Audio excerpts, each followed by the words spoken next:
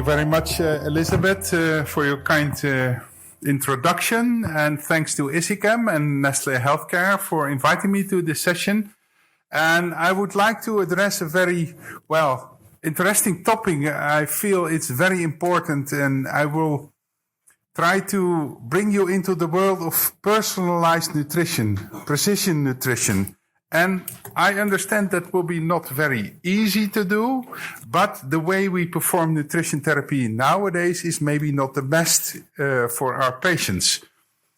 So to start with, this is a snapshot from the American nutrition guidelines. And they have been recently revised. And the first question is, should we give higher or lower energy intake to our ICU patients? And the answer is, well, it should be between 12 and 25 kcals per kg per day in the first 7 to 10 days of ICU stay. Now, I would like to challenge this recommendation. Should we give 25 kcals per kg to all our patients on every day of the first 7 to 10 days of ICU stay? I'm not sure about that. And what about should we dose it based on our body weight? Now, what about proteins? They had a recommendation of 1.2 to 2.0 grams of proteins per day per kilograms of body weight. Should it be total body weight or another way of calculating the dose? And should it always be the same? So these are the questions that, led me to think about, are we doing the things we have to do? Now here you see my disclosures. I've given lectures to all nutrition companies, and I'm also the chair of the FREM sections, that ESICM section on feeding, rehabilitation, endocrinology and metabolism. So very involved in the field of sepsis and nutrition. Now, you've seen these publications over and over. So this is what we think should be the energy intake in the first 7 days of ICU stay. And when you do indirect calorimetry, you get a reading of resting energy expenditure based on the Weyer equation. And we know now that giving not the full 100% during the first week is probably in the best interest for the patient with respect to mortality outcome. So the optimum is maybe slightly hypocaloric, around 70 to 80% of the resting energy expenditure. And we know from others that have studied this based on the resting energy expenditure measurements that 10% overfeeding an individual patient, so when you go over 10% of their individual indirect calorimetry measurement, already leads to increased risk of morbidity and mortality. So overfeeding is not very good for our ICU patients. And there are many reasons for that. I've summarized a few of the consequences of early overfeeding in ICU patients. So we should prevent that. And when you give enteral nutrition, maybe the patient can do something about it. You can make GRV, gastric residual volume. You can make diarrhea or so. But with PN, there is a 100% bioavailability. So we have to be careful not to overdo this and not to give too much of the calories in the early days of critical illness. Now, there is one essential difference with you as healthy persons. You start eating now. Maybe you did skip breakfast and had your dinner last night. Then probably your stores were used to provide you energy during the morning. So glycogen breakdown for glucose, lipids were broken down to free fatty acids, the muscles for amino acids. So that's the normal catabolic response. Now you're eating. The moment your macronutrient levels in the blood go up, your glucose, your carbohydrate levels, you start producing insulin. And at the same time, you will block the breakdown of your body stores and you start building up. That's the normal anabolic response. It does not happen in ICU patients, at least not in the early phase of critical illness. So we have a lot of inhibitable endogenous energy production. It goes on while we give nutrition and insulin therapy, so the anabolic hormone. But many patients in the ICU in the early phase have insulin infusion while having high glucagon levels, so the catabolic hormone. So there are all catabolic processes going on. So what happens if you measure 1500 kcals by indirect calorimetry and you give the full dose on day one and you do not inhibit the endogenous production, the total of these two components will be too much for the patient. That's overfeeding. So then, of course, over time, this endogenous production will reduce and the effect of overfeeding will disappear. But now we believe we only can give maybe this small part of non-endogenous energy by exogenous feeding. So it should be built up over a few days until this endogenous production is very low. We don't know exactly at the bedside. That's a problem. But from studies, we know it's probably there for a few days, and it can be real marked in the first day. It can be more than 1200 kcals per day. So this is our, idea how to build up. This is what we do. You can have another build-up schedule, but we do in steps of 25% until we meet the target around day 4. We use an equation at the start. But around day 3-4, we use indirect calorimetry to have the next target for the patient. So we repeat this every 3 days. So every 3 days, we have a new energy target for the patient. And during the first few days, we also measure phosphate levels because when there is a drop in phosphate levels, there could be refeeding hypophosphatemia and you have to restrict the calories to a maximum of 500 kcals per day. And then you build up slowly afterwards. Of course, you also, when you prescribe nutrition, you have to take into account the non-nutritional calories from glucose, dextrose, from propofol or citrate, because that's also nutrition. It's non-protein nutrition, so you have to take care of that. When you reduce your tube feeding or parenteral nutrition, you will reduce also the protein intake. So maybe you have to use some protein supplements to meet the protein targets then. Now, we have learned that there are many equations, and all the equations are not that good. On a population levels, they are okay, because the average of many equations is almost the average of what we measure with resting energy expenditure devices. But the individual variation is huge. So some patients can be over 600 kcals higher or lower than the energy expenditure predicted by an equation. So I think that the equations are useless for ICU patients. Energy expenditure is very dynamic over the course of ICU, say. So this is one of the reasons that in the ASPEN guidelines, we have recommended to use indirect calorimetry in all your ventilated ICU patients. And that's what we do every 3 days in our unit. If you don't have such a device, you can maybe use VCO2 from a mechanical ventilator times 8.2.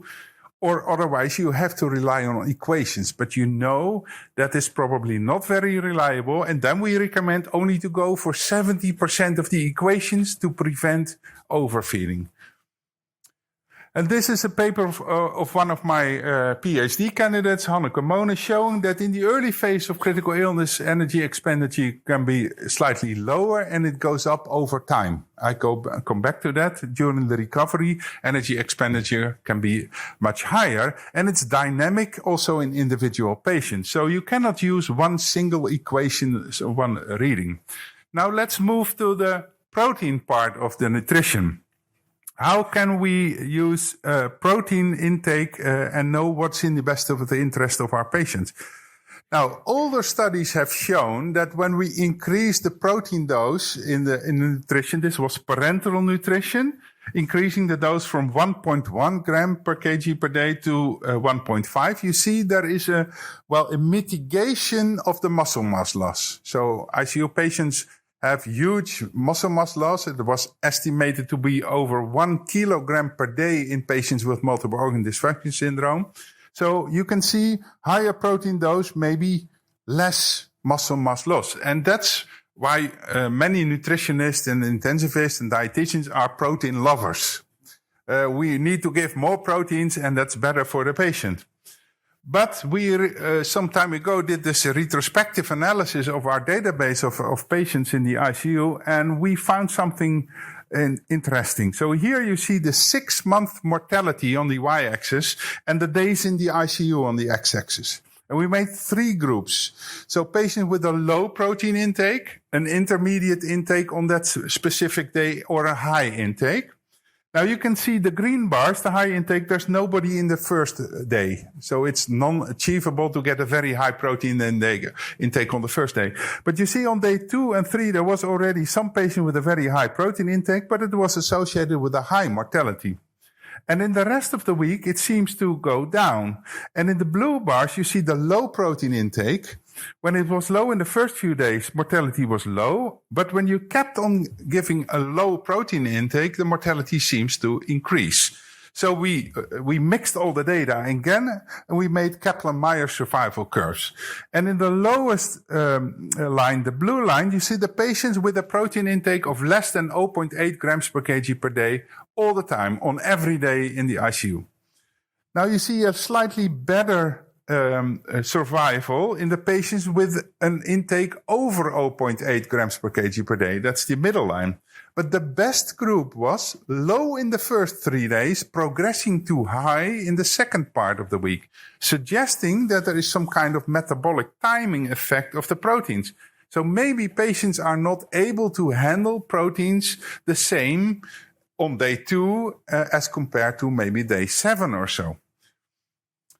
So this is one of the reasons maybe that also in the guidelines we have stated you should give at least 1.3 grams per kg of proteins. That's slightly higher than for normal. We have probably enough with 0.7, 0.8 grams per kg per day. And there's this word, can be delivered progressively. So maybe we also have to slightly increase the protein dose over a few days until we meet the target.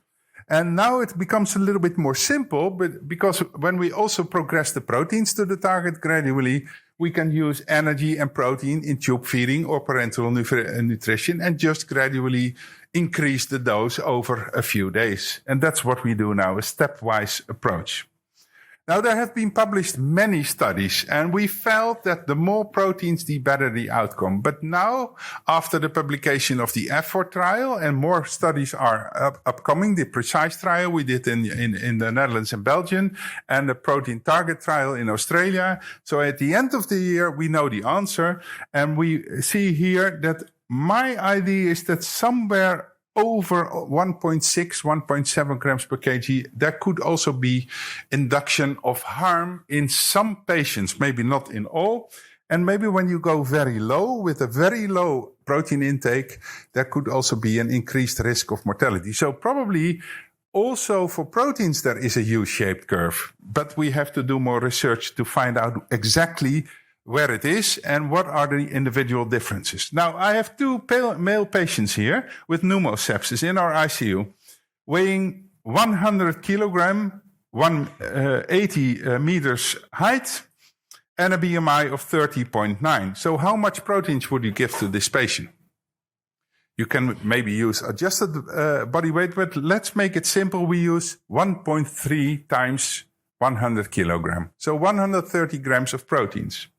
Now, what we do not target the proteins based on the total body weight any longer, because we believe when you dissect the body into its body components, and you can do that using BIA, bioelectrical impedance assessment, at the bedside with this kind of technique.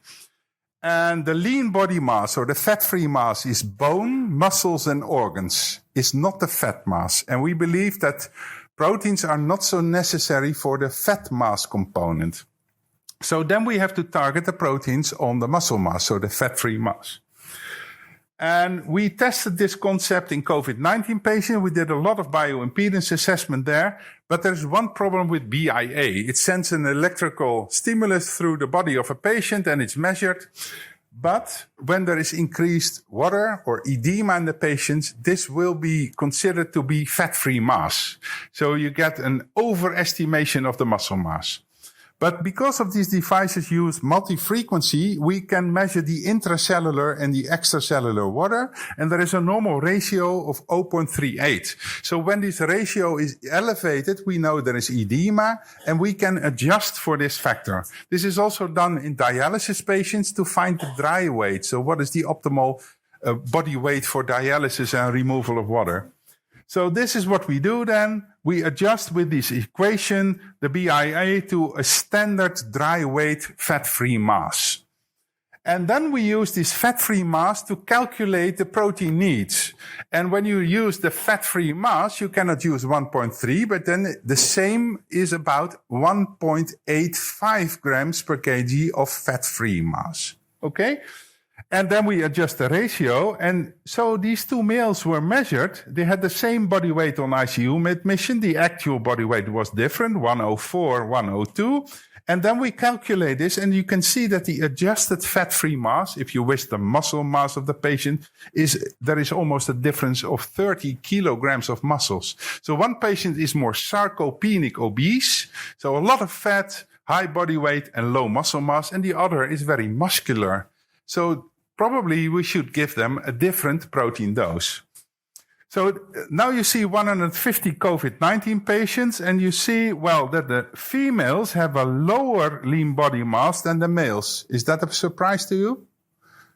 That males are more muscular? Probably you knew that. But many equations are exactly the same. So the protein dose for males and females, 1.3 grams per kg. Maybe we have to do that different. But also, these two males with a body weight of 100 kilogram, as you can see here, this one has a much lower lean body weight than this one.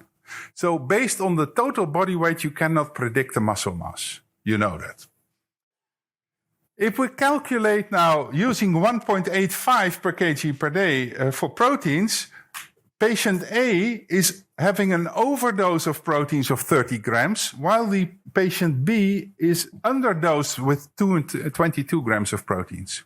And I think this is one of the problems of the studies addressing high versus low protein intake in ICU. We don't know actually the fat-free mass of the patients. We dose based on total body weight. So this is what I call phenotyping. We can better know what is the energy expenditure, we can better know what is the muscle mass, and then we can better predict what is the optimal dose. And that's what we do in the ICU. We do every day, every 3 days we do BIA and indirect calorimetry. We use the adjusted fat-free mass on ICU admission times 1.85 grams per kg per day for the protein dose, and we adjust the energy based on the indirect calorimetry over time. And this is what I also have written in this editorial in Current Opinion. We have to move on to the next step, and that's endotyping. Because we had this effort trial, a very high protein trial, performed by Darren Hyland and co-workers, published in The Lancet, and they aimed for a very high protein intake. They achieved slightly lower, but still a huge separation between 0.9 in the standard group and 1.6 grams per kg per day in the high group. And actually, there was no difference in the primary endpoint, but they saw increased risk of mortality in the patient with AKI, without dialysis, so with renal failure, and high SOFA scores, suggesting that these patients cannot handle the high protein dose. And then they did a post hoc analysis looking at the urea levels. So when you give a lot of proteins and they cannot be used for protein, muscle protein synthesis in the muscles, they have to be abolished. So they will be metabolized to ammonia, to urea, and you find high urea levels in a way to remove your overdose of proteins. So urea could be some kind of biomarker.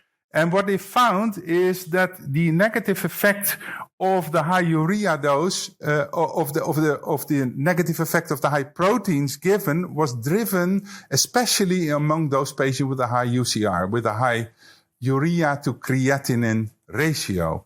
So that suggests that maybe urea could be a biomarker of harm when you overdose proteins.